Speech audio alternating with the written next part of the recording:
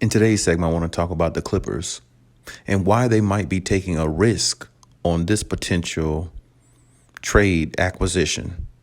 Now, before we jump into the video, please like, subscribe. Also hit the notification bell so you keep the newest and the bonus content first. We put content out every day so we won't miss any here. So let's just go ahead and jump right into what we're talking about. So now, there's been reports about Paul Millsap. There's been reports about a few other players, just, looking at the Clippers news and a lot of things like that going on in the NBA right now. And, of course, the reports about Rajon Rondo signing with the Lakers is definitely something I think that should fuel the Clippers in every type of way, especially since, the Clippers didn't get the they didn't get the max out of Rajon Rondo that they thought they would. And that's just the way that situation ended up. There's nothing they could do about that. Oh, well.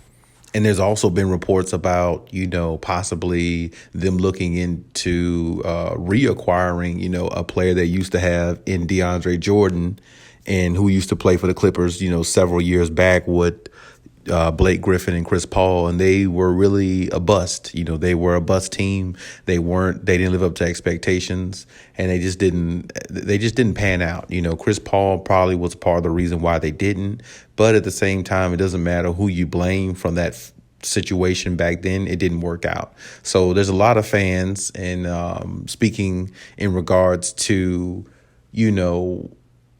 hey, getting DeAndre Jordan would be okay, but they'd rather keep Boogie Cousins. And I've heard some of you guys, in the comment section say the same thing.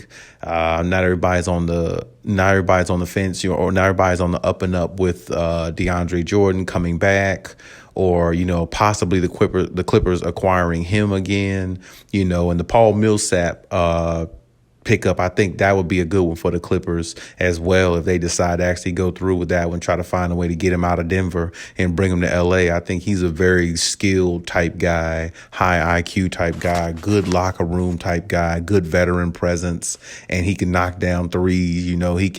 He's a pretty decent free throw shooter. He does all the right things, to me. So I definitely don't see how that trade right there would hurt, the Clippers. I think that would definitely help them a whole lot based upon the way their team is stacked now. I just don't see how that would hurt. I think that would actually help them in a lot of ways. Plus, he can move his feet pretty good on defense at times as well.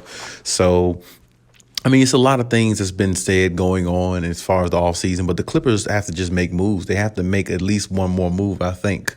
And I think that's the reason why the Clippers are looking into these other pieces. And when you think about that, the surprising piece or the risk that they might take on this acquisition that I'm about to speak on now, it really kind of surprised me because I didn't see it. I didn't see them having interest in this guy. And the guy I'm talking about is Myles Turner from the Indiana Pacers. So Myles Turner from the Indiana Pacers last year averaged 12.6 points a game, and he averaged about 6 rebounds a game. And I always said Myles Turner was a very, very intriguing type center because I always felt like his upside was really good. I always felt like he could be an all-star, perennial type all-star, big man, that can get, maybe make a few all-star games at least. I always looked at him like that when he first got into the league because I saw his defensive game that he plays, and I saw that he was able to step out and knock down a 17-footer, and he was just a really hungry type player, what I'm saying? And those type players, a lot of times they succeed, and sometimes they succeed under the radar. And I feel like Myles Turner has, I'm not going to say regress, but I'm just not sure if he's progressed the way a lot of people might have thought that he would have. And I personally think that, he hasn't progressed in the way I thought he would have. I thought by now Myles Turner in his career may be averaging somewhere around 17 points a game, maybe 19 points a game with about, 11 9 or 10 rebounds a game, somewhere in there. I haven't seen that from him. It's, his game's pretty much been solid, throughout his career. So he's not a bust or a scrub or anything like that. He's not trash. I don't think he is, but I feel like the Clippers might be taking a risk on him because when you have Boogie Cousins there, it's like he has all Myles Turner skills, but they're a little bit better. You see what I'm saying? And then you got Serge Ibaka, and then you got Zubac there as well. So I'm really not too up on this potential trade, between the Clippers and the Indiana Pacers. And besides, I'm not really too sure who they would have to give up to get Myles Turner. So my personal opinion, I find it interesting, but at the same time, I find it risky. And you may disagree, you may not see it my way. I definitely understand that. I definitely respect where you're coming from. And anybody who's listening right now, Cali Take family, any comment you put in the section, I definitely respect anything you say. I definitely respect all that you say, because everybody has their opinion, and I'm definitely 100% for that. I'm 100% all in when it comes to that. I'm just saying that I don't think Myles Turner would be, a help to the team more than what they already have. Because like I said, Boogie is a skilled big man. So is Serge Ibaka. And a lot of people may not think that much of Zubac, but I think Zubac is a skilled big man. I just think that he hasn't really, developed as quickly as some thought he would have. Because, when he was on the Lakers, they saw potential. A lot of people saw potential in him. And then since he's been on the Clippers, you've seen potential, but I guess you haven't seen him take it to that next level, I guess. But at the same time, I think Zubac is a very skilled big man himself. And I feel like he is a presence in the paint, for the Clippers. So to me, when you look at somebody like Myles Turner, where would he fit in that nucleus? You know what I'm saying? Because if they acquired Myles Turner, they would have to get rid of Boogie Cousins or somebody like that, and maybe one more person off the bench, give or take, and maybe a pick or something like that. Who knows? But I just don't really see the fit as far as him bringing something to the team that they don't really have. Now, personally, like I said, if they found a way to get him, let's say hypothetically, Indiana bought out Myles Turner and the Clippers just picked him up. Okay, well, that would be a whole lot different if it was a situation like that. You definitely jump on a situation like that, no doubt. But I just think what the Clippers have as far as their big man, their center position, I think is good enough. Now, I will say this as well.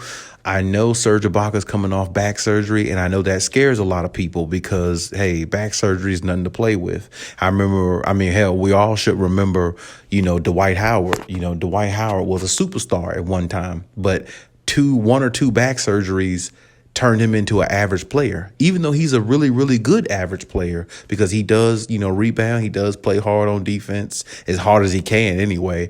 And he still is a presence in the paint. He really is, you know what I'm saying? He brings energy to a team that a team needs that can win a championship. This is the reason why the Lakers won the championship a couple years ago in the bubble because, Dwight Howard was a big part of the reason why on defense because him and JaVale McGee held the paint down, and, that really helped the Lakers, defensively.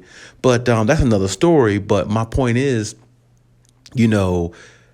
like I said, you don't know what you're going to get out of Serge Ibaka. You don't know if he's going to finish out the whole season, play the whole year. You don't know how his back is. And you don't really know what type of player he's going to be coming back from an injury like that after being out so long. And he really doesn't have much rhythm at all with the team too much. So it's the chemistry has to build, but his health has to stay intact as well. So I can definitely understand why the Clippers, would, have a second opinion about, hey, maybe we need to get another big man just in case Serge Ibaka doesn't stay healthy. We have some extra help back there to help out with Zubac and DeMarcus Cousins. So, I definitely understand that. I definitely could see their logic. But, hey, as constructed the way they are, hopingly that, Serge Ibaka stays healthy, I don't really see too much need for Myles Turner.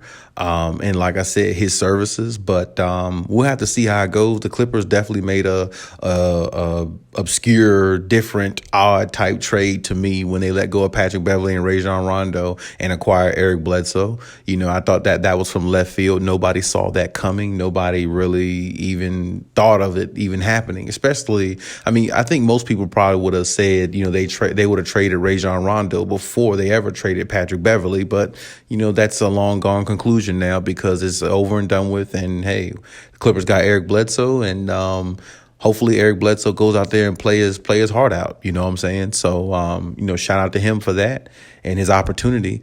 But yeah, I just want to see what the Clippers do going forward. Do they make any more moves, or they just wait until, maybe, I don't know, mid-season around All-Star week, All-Star game somewhere in there to make another trade or something like that. Who knows what the organization has in mind. But, Jerry West has always been a good recruiter to me. I remember when he was actually on the Lakers, working in the office for them, and he always found ways to get pieces for the Lakers that would help them elevate, into championship status. So I feel like he can definitely do the same thing again, with the Clippers. And I feel like, hopefully he'll make, another good move. Hopefully he'll make a good move, that can benefit the Clippers as well. Like I said, we'll see how the Eric Bledsoe experiment turns out. But I do think the Clippers need, if the Clippers have an opportunity to get somebody that's really worth it, like a Paul Millsap to me, I think Paul Millsap is a good fit for the Clippers type team. I really do. I really feel like he is somebody that they really need to look into and acquire because, like I said, all the way around, he's an additional piece. He's a help. He really is. Because, like I said, him stepping in there and playing the game with his basketball IQ and his knowledge and him being around a while, him being able to, being a veteran in the locker room and everything, that goes really good for championship teams. That's why LeBron James, if you notice, when Jared Dudley got traded from the Lakers, Jared Dudley retired from the Lakers and now he's going to work for the Mavericks.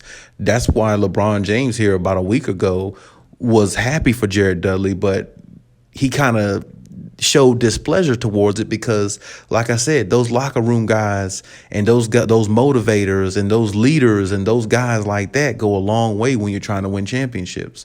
People don't really see it that way. A lot of fans don't view it that way, but you got to have those motivational type guys in the locker room. Those type guys help championship teams, and they make championship teams legitimate, and they really do. You know what I'm saying? They don't really do some of those type guys don't have a lot of productivity, but they show productivity in the locker room and they keep the locker room together because you have to understand it's an 82 game season and you have to go into the playoffs, play 7 game series. Now you got a play-in tournament, all this stuff. So you got to have that type of guy in the locker room that can keep the pieces together and keep the core together and settle everything down when, times get hard, when you're in a 5, 6, 7 game losing streak, all that, keep guys' confidence up. Those guys really do make a difference. So, I feel like Paul Millsap would be that type of guy, for the Clippers. I really do, you know what I'm saying? And I feel like this is one of those pieces they should definitely find a way to acquire. But, like I said, as far as the Myles Turner, I'm not too big up on the opportunity of acquiring him specifically, but hey, that's just my opinion. That's me personally. But hey, whatever the Clippers decide, that's what that's what Clipper Nation gonna have to ride with, either way. So that's my take on the situation, and leave any comments in the comment section as I always say. And hey, your comments and your opinion means a whole lot more than mine, and I definitely value that. So hey. As I said, leave any comments so we can talk and engage about it. As always, Khaliis out.